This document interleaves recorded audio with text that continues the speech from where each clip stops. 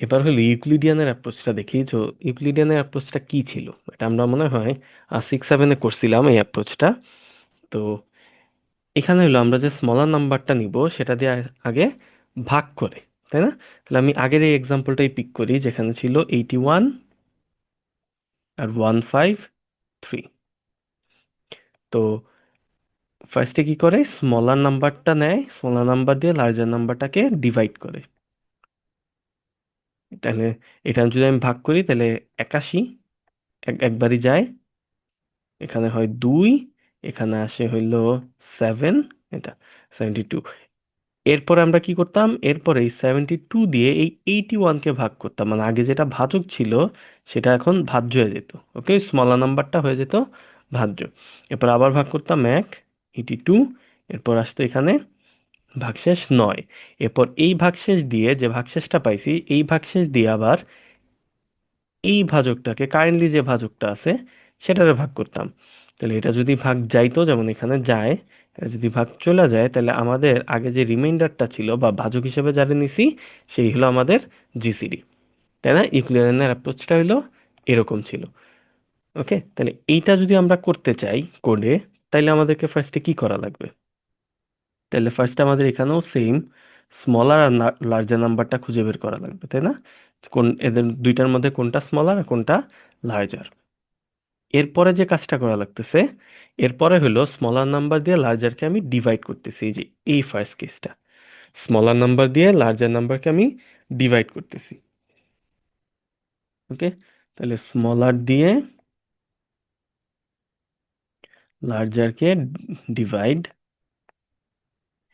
এর পরের স্টেপে কি হইতেছে, ডিভাইড করার পর আমি যে ভাগশেষটা পাইছি, ডিভাইড করার পর আমি যে ভাগশেষটা পাইছি, এখন এটা হয়ে যাবে ভাজক, আর এটা হবে, যে স্মলার নাম্বার আগে ছিল সে হবে হলো ভাজ্য। তাহলে কি হইলো, আমি যে রিমাইন্ডারটা পাইছি বা ভাগশেষটা পাইছি সেটা হয়ে যেতেছে ভাজক, আর আগে যে স্মলার নাম্বারটা ছিল সে হয়ে যেতেছে ভাজ্য। তাহলে আমি এইভাবে বলতে পারি যে ইনিশিয়ালি স্মলার নাম্বার ছিল 81, তো আমি এস দিয়ে প্রকাশ করলাম, আর লার্জার নাম্বার ছিল হলো 153। তাহলে আমি স্মলার দিয়ে লার্জারকে ডিভাইড করছি। আচ্ছা, এরপরে যে রিমাইন্ডারটা আসছে, এর 72 কি আমার রিমাইন্ডার, তাহলে মানে ভাগশেষ, এই রিমাইন্ডারটা আসছে, তাহলে সেকেন্ড কেসে কি হয়ে গেছে, রিমাইন্ডার দিয়ে আমি 81-কে ভাগ করতেছি, তার মানে এখন এই রিমাইন্ডারটা হয়ে গেছে আমার স্মল, আর আগের যে স্মলটা ছিল সেটা হয়ে গেছে এখন লার্জ। পরের স্টেপে যদি আবার খেয়াল করি, তাহলে এই আগের স্টেপে আমি যে রিমাইন্ডারটা পাইছি 9, তাহলে আগের স্টেপে যে রিমাইন্ডারটা পাইছি সেইটা এখন হয়ে যেতেছে আমার স্মলার নাম্বার, আর আগের স্টেপে যে স্মলার নাম্বার ছিল সে হয়ে যেতেছে লার্জার নাম্বার। ওকে, স্মলার লার্জার দিয়ে কেন বলতেছি, কারণ আমরা এভরি টাইম স্মলার নাম্বার দিয়ে লার্জার নাম্বারকে ডিভাইড করতেছি, এর জন্য ডিনোট করছি স্মলার আর লার্জার হিসেবে। তাহলে কি হলো, ফার্স্টে স্মলার আর লার্জার ডিটেক্ট করলাম, এরপরে রিমাইন্ডারটা দেখলাম, তো রিমাইন্ডারটা এর পরের লেভেলে কি হয়ে যাবে, স্মলার হয়ে যাবে, আর আগের লেভেলের স্মলার হয়ে যাবে লার্জার। আবার একইভাবে আবার যে রিমাইন্ডার পাবো সেটা হয়ে যাবে এখনের লেভেলের স্মলার, আর আগের যে স্মলারটা ছিল সেটা হয়ে যাবে এখনের লেভেলে লার্জার। তাইলে স্মলার দিয়ে লার্জারকে ডিভাইড, থার্ড নাম্বার স্টেপটা হবে কি, যে রিমাইন্ডারটা এখন হয়ে যাবে স্মলার, তার মানে স্মলারটা হয়ে যাবে এখনের রিমাইন্ডার, আর লার্জার হয়ে যাবে আগের স্টেপে যে স্মলার ছিল। ওকে, তাহলে এটা হলো ইউক্লিডিয়ান অ্যাপ্রোচটা। তো এটা আমরা একটু কোডে দেখে আসি। এবার দেখবো ইউক্লিডিয়ান ওয়েতে কিভাবে আমরা জিসিডিটা নিতে পারি। সো এটা থিওরিতে দেখলাম। তো হলো ইউক্লিডিয়ান ওয়ে, ইউক্লিডিয়ান।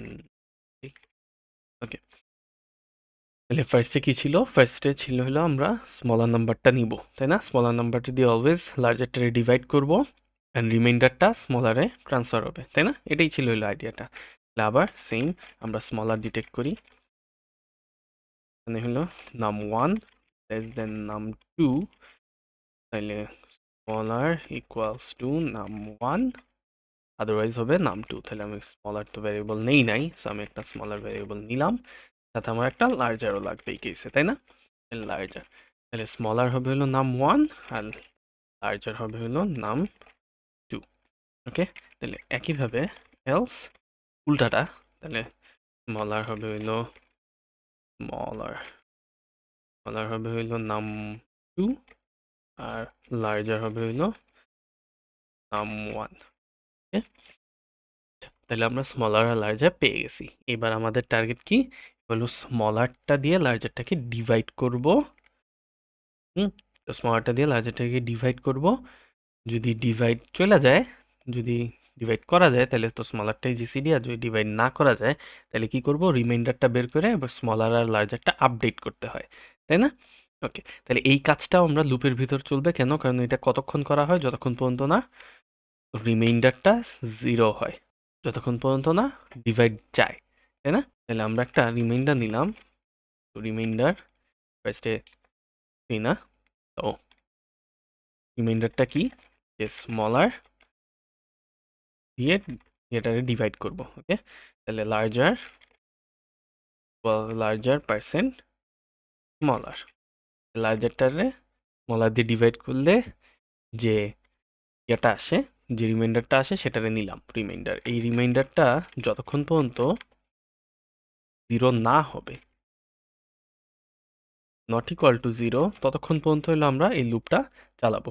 এই লুপে আমরা কি করব, এই লুপে হলো আমাদের কি করা লাগবে, হ্যাঁ আপডেট করা লাগবে লার্জার আর স্মলারটা। তাহলে আপডেটটা কি হইতো, রিমাইন্ডারটা হয়ে যাবে স্মলার, এই রিমাইন্ডার দিয়ে এখন আমরা ভাগ দিব, আর লার্জারটাকে হয়ে যাবে, লার্জারটা হয়ে যাবে হলো স্মলার।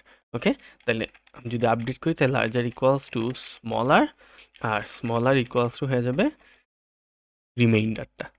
ওকে, দেন আবার কি করব, নতুন রিমাইন্ডারটা বের করবো। এই যে আমি যে এগুলো আপডেট করলাম, এখন আপডেট করার পরে এদেরকে ভাগ দিলে যে রিমাইন্ডারটা পাবো, লার্জার পার্সেন্ট স্মলার।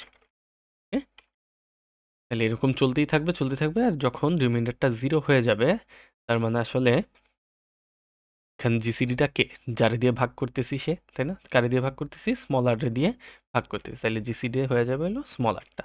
তাহলে আমি এখন স্মলারটা প্রিন্ট করে দিলেই হয়ে যাবে, প্রিন্ট এফ জিসিডি হবে স্মলারটা, তাহলে পার্সেন্ট ডি স্মলার। তো এখানে কিভাবে কাজ করতেছে, যে ফার্স্টে আমি রিমাইন্ডারটা বের করে নিছি, তো লার্জারটাকে স্মলার দিয়ে ডিভাইড করছি, যে ভাগশেষটা পাইছি ভাগশেষটা এখানে স্টোর করছি। এবার ভাগশেষ যদি 0 হয়ে যায় তাহলে তো আসলে স্মলারটাই হবে জিসিডি, তাই না? তাহলে ভাগশেষ যদি 0 না হয় তাহলে আমাকে কি করা লাগবে, আমাকে করা লাগবে এখন লার্জার যেটা আছে সেটা হয়ে যাবে এখন আর স্মলারটা, তাই না? সেটা এখন লার্জার হিসেবে কাজ করবে, মানে এটারে আমি এবার ভাগ দিব, কারে দিয়ে ভাগ দিব, রিমাইন্ডারটা দিয়ে ভাগ দিব, তাহলে স্মলারটা হয়ে যাবে এখন এর রিমাইন্ডারটা। এরপর আবার এই যে লার্জারটাকে আমি স্মলারটা দিয়ে ভাগ করছি, মানে নতুন যে লার্জারটা, আপডেটেড লার্জারটাকে স্মলার দিয়ে ভাগ করছি, সেটা হলো আবার রিমাইন্ডারে রাখছি। এভরি টাইম এটা চলবে যতক্ষণ পর্যন্ত রিমাইন্ডার 0 না হয়, মানে সম্পূর্ণরূপে ভাগ না যায়, ততক্ষণ পর্যন্ত দেখবো। সো এইখানে একটু সিরিয়ালটা খেয়াল রাখতে হবে। আমি যদি এই লাইনটা এই লাইনের উপরে লিখি, মানে আমি এটারে যদি উপরে লিখি তাইলে কিন্তু হবে না। যেমন আমি যদি এটার কমেন্ট আউট করে দিই, এই লাইনটা এটার উপরে লিখি, তাইলে আসলে হবে না। কেন হবে না? কারণ আমার কি করা লাগবে, আমার হলো করা লাগতো হলো আমি লার্জারটারে আপডেট করব, লার্জারটা হয়ে যাবে এখনের স্মলার, আর স্মলার হয়ে যাবে এখনের রিমাইন্ডারটা, তাই না? তো আমি যদি ফার্স্টে স্মলার ইকুয়ালস টু রিমাইন্ডার লেখা দিতাম তাহলে কিন্তু আমার স্মলার ভ্যালুটা চেঞ্জ হয়ে গেছে। স্মলারের মধ্যে এখন কি আছে, কারেন্ট রিমাইন্ডারটা আছে। তো আমি যখন এই পরের লাইনটা লিখবো লার্জার ইকুয়াল টু স্মলার, তখন কিন্তু আসলে এই রিমাইন্ডারের ভ্যালুই তো স্মলারের কাছে আছে, সেইখানে আসলে এইটাও ওই রিমাইন্ডারের ভ্যালুটাই পেয়ে যেতেছে, তাই লার্জারও আসলে ওই রিমাইন্ডারটাই হয়ে যেতেছে। ওকে, তো আমার কিন্তু স্মলারের আগের ভ্যালুটা হারায় যেতেছে। আমি যখন এখানে আপডেট করে দিছি তখন স্মলার আগের ভ্যালু আর নাই, নতুন ভ্যালু হয়েছে। সো আমি যখন লার্জার ইকুয়াল টু স্মলার দিয়েছি তখন আমি এই নতুন ভ্যালুটাই কিন্তু লার্জারে আসলে অ্যাসাইন করতেছি, তাই না? তো এটা একটু খেয়াল রাখতে হবে, মানে সিকোয়েন্সটা যাতে ঠিক থাকে। আমি যখন এই কাজটা করতেছি তখন হইলো এই যে স্মলারের ভ্যালু ঠিকই আছে, চেঞ্জ করি নাই, লার্জারের মধ্যে সেটা অ্যাসাইন করে দিছি, এরপরে আমি স্মলার ভ্যালুটা চেঞ্জ করছি। এটা একটু খেয়াল রাখতে হবে, ঠিক আছে? সো আমরা যদি এবারও দেখি আউটপুটগুলো, আমাদের কি ছিল 153 আর 81, জিসিডি হলো 9। যদি দেই 3 আর 8, এটা 1, ঠিক আছে। আর জিরোর কেসটা ওই আগের বার যেভাবে করছিলাম ওইভাবে আমরা করে ফেলাইতে পারি, তো আমি আর ওটা দেখাইলাম না। এটা ছিল হলো ইউক্লিডিয়ান ওয়েতে কিভাবে আমরা জিসিডি বের করতে পারি, এটা ভালোই এফিশিয়েন্ট ওয়ে। হ্যাঁ, এখানে লুপটা অনেক কম টাইম চলে, কারণ যেহেতু প্রত্যেকবার আমি ভাগ করে রিমাইন্ডারটা নিয়ে কাজ করতেছি, সো এটা অনেক কম ইটারেশনে সলভ হয়ে যায়।